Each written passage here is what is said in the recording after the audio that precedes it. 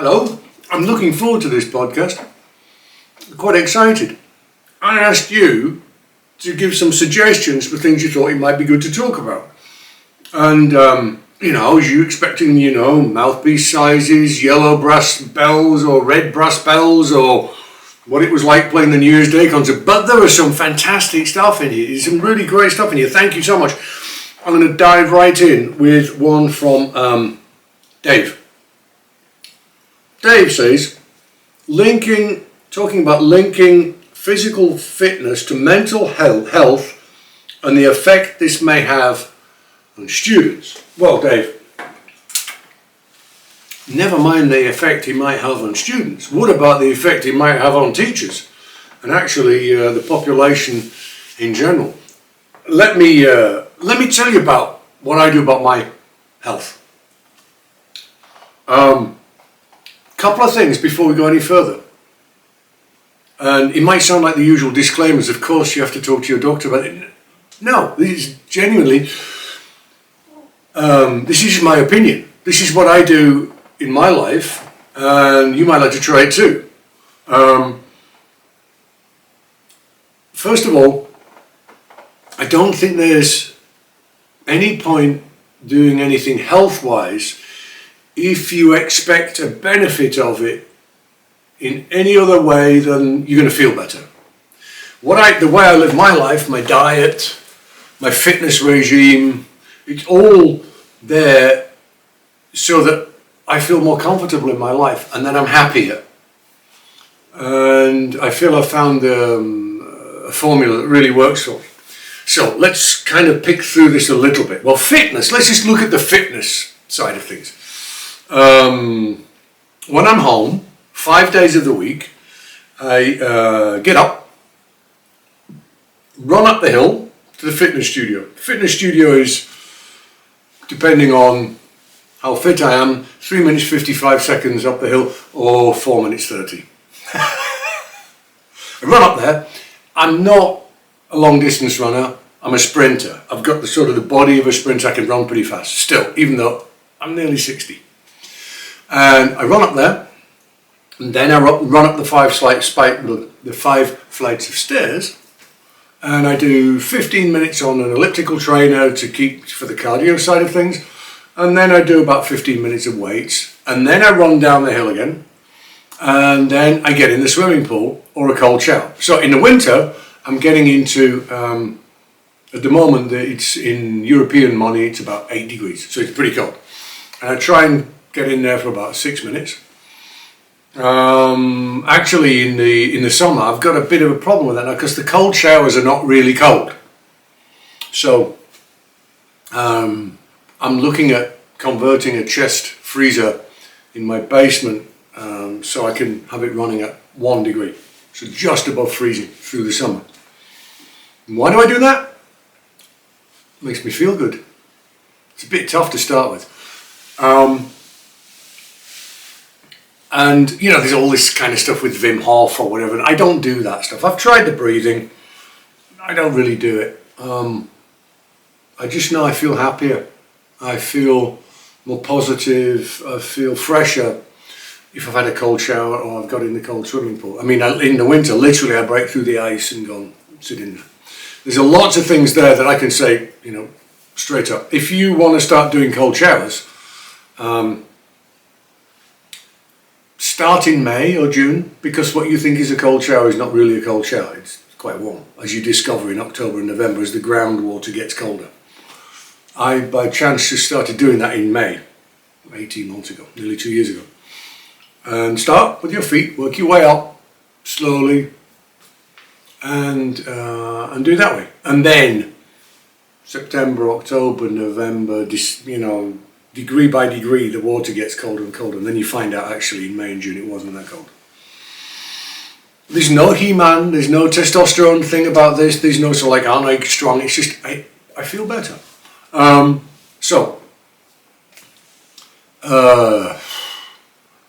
I guess you should. It isn't something you should do if you've got a weakness in your heart or something like that. I mean, you should probably check that you're in a good situation to be able to do that. Go and talk to a doctor. I don't know.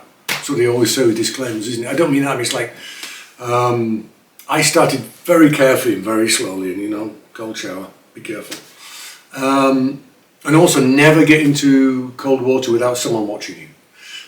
Because it's amazing how things turn out. I was at a party last Christmas in Copenhagen with a cold water researcher. And yes, a doctor who researches cold water. And he said, go up to here and you're okay. Don't jump in. Go up to here, it's okay. That's the sympathetic nervous system. If you put your head in, it's the sympathetic and the parasympathetic nervous system, and all the wires get crossed and things can go severely wrong. Also, if it's really cold, you can get kind of cramps in your legs, and you're not going to faint, but you can't climb out. So always have someone watching you. So it's, I guess, with my fitness, with that side of the fitness, I realised, as I said, I'm approaching 60. In fact, it's not approaching, it's right in front of me. And I have no intention of retiring, not because I'm a workaholic. I just love what I do. Maybe I'll do less, but I will work as long as I can.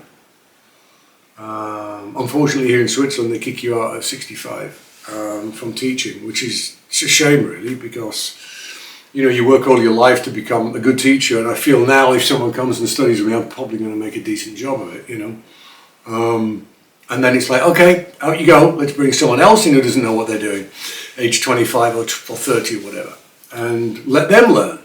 So it's a bit of a shame. I will continue to do that in other places, but here it will almost certainly come to a close. I still live here.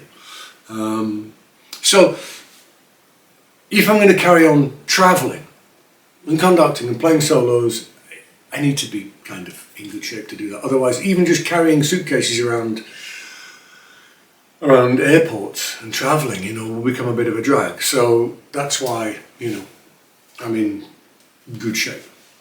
So that's the fitness side of it. Dennis Wick always used to talk about, the fitness, swimming a lot to work on your breathing.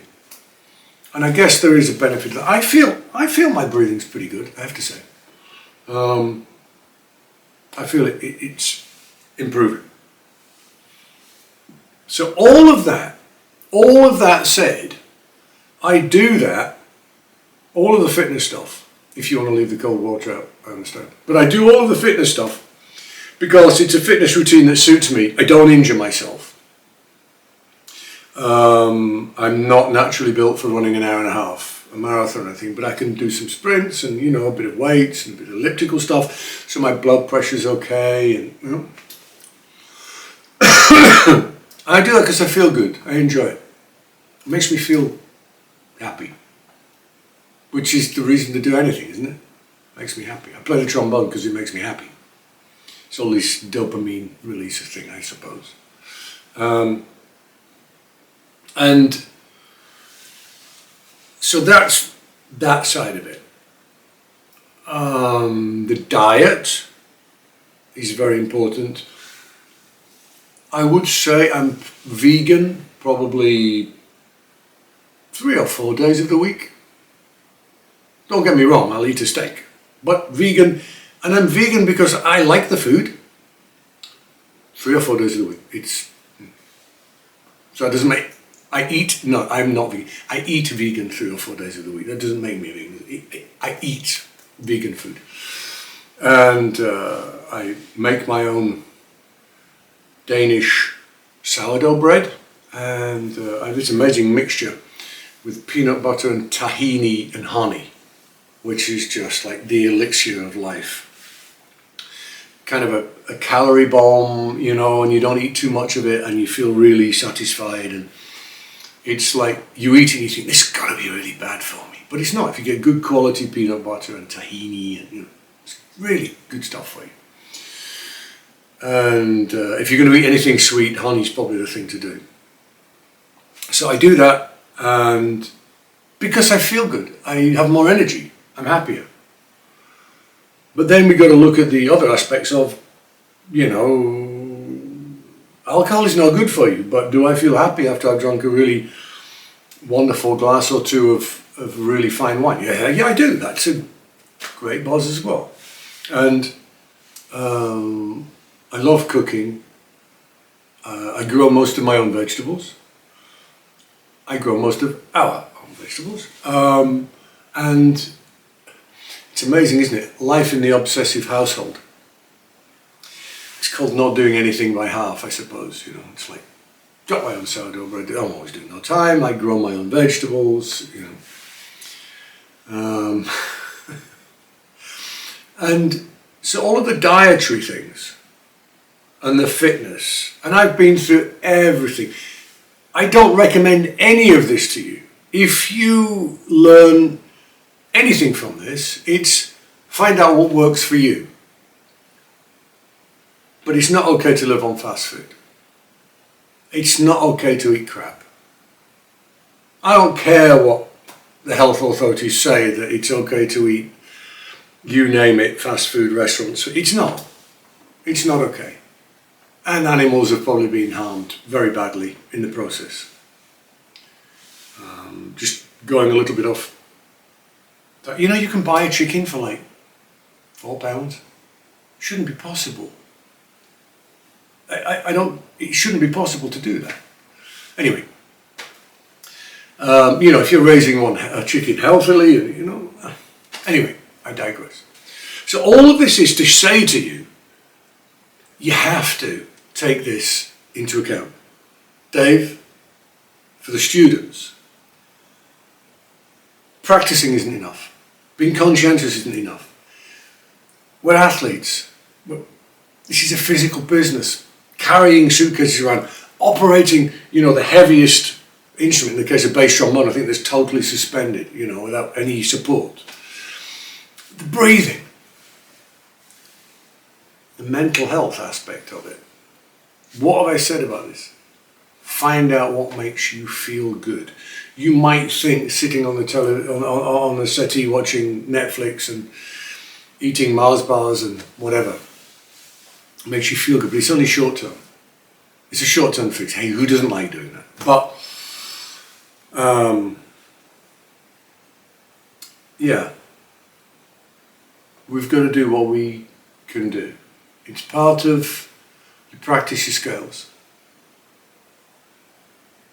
You work on your musical aspects, all of the technical stuff, and you, in some cases, spend a lot of money to go and study in a certain place. We should be putting ourselves in the best physical condition as well, because not necessarily just because we're athletes or whatever, but because it does have that effect on our mental health. It just makes you feel good. Now, if I've made you feel guilty, for goodness sake, don't go and put your training shoes on and go start trying to run if you haven't been doing it. It's a gradual change. You know, your diet. Make changes gradually. And I could, like I said, I could go into more detail about my diet, and particularly my diet leading up to concerts. I think I might have done on a previous podcast. But find out what works for you, and you have to do something like that. I think also with such a high pressure job, if you like, because I have a job. I'm a musician. I'm a trombone player. I'm an entertainer. And students have a job as well. They're professional students. It's a job. It's not something you do on the side. And so we need to look at all the different aspects of that and do it as well as we possibly can. And it's high pressured. When I stand up in front of an audience, I'd be lying if I said it wasn't scary sometimes. It is scary. You know, I've done things on nerves on this podcast before, but I think a couple of times in my life I've actually experienced terror, pure terror. Waking up at 3 o'clock in the morning with my heart thumping out my chest, realizing that that day I was going to have to play this, that, or the other piece. It's not happened that many times, but it has happened. And it's always the lead up to it that's worse than the event itself. You know, by the time, I mean, if you see that bolero video, you know, with me playing bolero with Dudamel, it's on YouTube everywhere. I was in absolute terror, and then like 30 seconds before the solo, it's like, right, bang, you know, and it's a strange. It affects us all differently, but it is stressful. With Oz, you know, it's like on Sunday I have a recital in Spain, and then I'm conducting and playing a concerto there, and then I fly to York and I'm playing some solos there, and it just keeps coming. So it has its stress, so I need to be physically in shape. But students, you're in a precarious position. I have so much sympathy for students in that it's scary. If you go and train to be a lawyer, you're probably going to be a lawyer. If you go and train to be a doctor, guess what? You're probably going to be a doctor. If you go and study to become an orchestral trombone player, what are the chances? Depending on the class you're in, there are no guarantees, are there? Really. And so it's a scary situation. It has its stress. And I think the release of, you know, getting some cardio and, you know, feeling good about yourself because you've moved. You've got the blood moving a little bit. And, you know, I think that's an important factor for it as well. You know, it's like you might have had a tough practice day or whatever, you know, and just that release of, who knows, go and play badminton with somebody, go and play squash, but move, you know, get moving. It took me years to realise that I wasn't a jogger. I can't jog. I can sprint. And I tried to jog, but it wasn't my kind of thing at all. Anyway, I ramble. We have to do something for our fitness. And, you know, once you get over, I think everybody should have a blood pressure machine. To keep your eye on that. That's not a good thing, you know, if your blood pressure is too high. Although interpretations of what too high is varies around the world. Here in Europe they'll say, you know, go up to 140 over 80, and in America it's go over 120. So it varies. Obviously the lower it is, as long as it doesn't go the other way, as long as it, you know, 120 is better than 140, obviously. But look at that kind of thing. Get health checks. And I don't think it's ever too young to check your blood pressure, you know. And yeah. So, Dave, I've thrown a lot of stuff on the table there, but it's a great subject. Thank you so much for bringing that up. I do talk to my students about it, and it's amazing the effect that a teacher can have on a class. You know, when I notice now far more of my students go to the gym now, and they go to the fitness studio, and we are a role model in many ways. So, good, Dave, great. Now, let's move on. I have another one here, which is from Nick Scholl, an old stalwart of the podcast of old. Nick, how are you?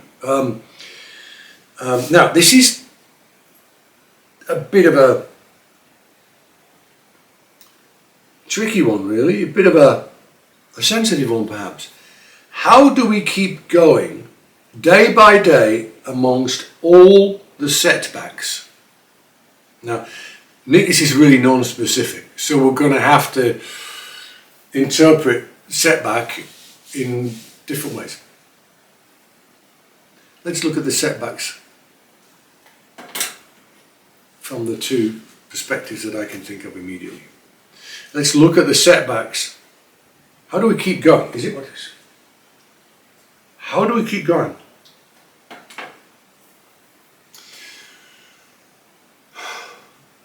Nick, I can only address this from a trombone player's point of view, from a musician's point of view. And I guess I can give you my personal side of it as well. Everybody has setbacks. I had one today actually,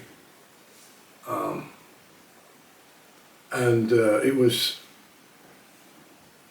it's tough to take. We're looking to buy a chalet in the Alps, and the bank wasn't sure about lending me some money because of my age.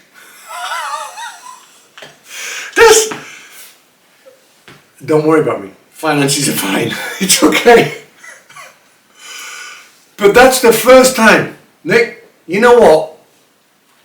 That's the proverbial bucket of cold water straight in your face. We don't think we can back you anymore. You're old. And I have to say, it did hit me. How do I cope with that? You know what? I work and I fight. I get up in the morning, I work. That's just kind of how I am. We keep going, and we keep doing our best. But yeah, that was tough. There have been far worse. This is what serious first world problems, you know. Nick, yeah, I've had my life setbacks. I'm very happily married for the third time, and very happily married, and very enriching. But as you can tell, it hasn't always been that easy. And you question yourself and you doubt yourself, and you go through some pretty tough times. But Nick, every time I close that door and pick up one of these, that's all gone. This is my refuge. This is my safe place. This is where good things happen. Do you know what, Nick? When I breathe in and blow through that, noise comes out. It's really cool. When you were a little kid, someone gave you a trombone, you blew down it and a noise came out. You thought it was the coolest thing ever. I've never lost that.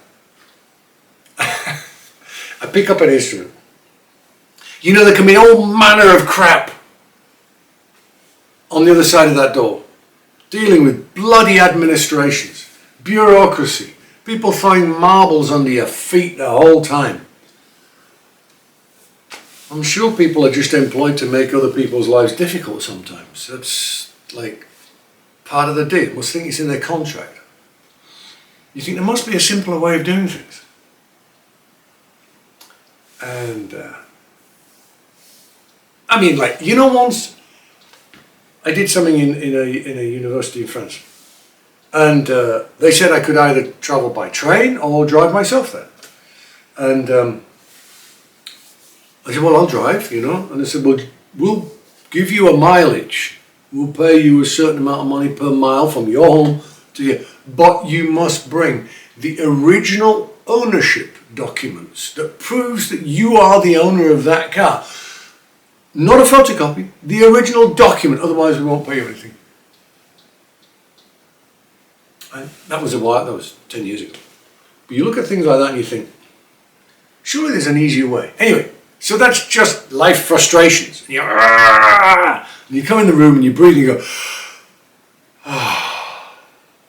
and it's all gone.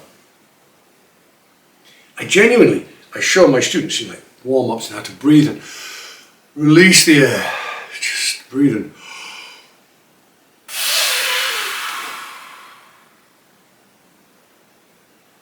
Right there, I forgot you were there. And it happens when it's just,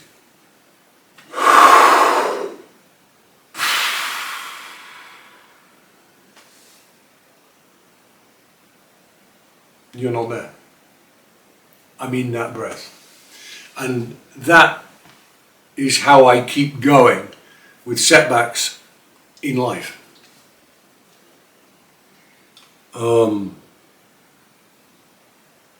By the way, see that breath I took then? And how I actually managed to shut the whole world out with it. there's an amazing book called Breath by James Nestor. I think I might have one of these. James Nestor, Breath. Read it, change your life. A student at the Royal Academy, a very wonderful young lady, bought it for me, gave it to me as a present. 18-year-old girl said, I think you might like this. Life-changing. Life-changing. Don't say that lightly. Really life-changing.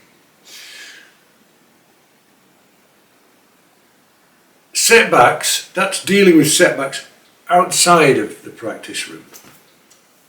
What do we do when we have setbacks with our playing? You know, I have, as I keep saying, wonderful students. And I'm in that room when they come back and tell me again they went out in the first round again in an audition. Out, out, out. Setback after setback. And the only thing I can hold on to is the fact that I kind of know what I'm listening to and I know what I'm doing now. And to clearly identify perhaps the factors that with them that they might need to work on, they might need to fix. And a lot of that is to do with their approach to the instrument, their positivity and the performance they're going to give. With a couple perhaps of technical issues that they might need to look at. But that's looking at it very practically. I think, you know, we get out of bed in the morning trying to be the best human being we can be. And we continue all day long trying to do that. And then we go to bed at night. And we've tried to be the best human being we can be all day. And Nick, you know that trumpet player, Maurice Murphy, the really famous one, who was in the London Symphony, was there. The most talented trumpet player I ever worked with. I miss him. I really miss him. I miss the look in his eye. I miss those blue eyes. I miss the twinkle in his eyes. I miss the laugh. I miss the humour. I miss who he was. There's a Walt Whitman poem that ends, in the end, all that remains are personal qualities. And at the end of the day, whatever we achieve, whatever money we make, whatever car we drive, all that we'll be remembered for is who we are. And don't lose sight of who you are.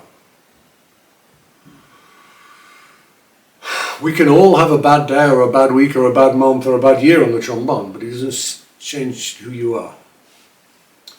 We try to be the best trombone player we can possibly be. We try to be the best musician we can possibly be. And, you know, we fail all of the time. And, yeah, it's about who you are.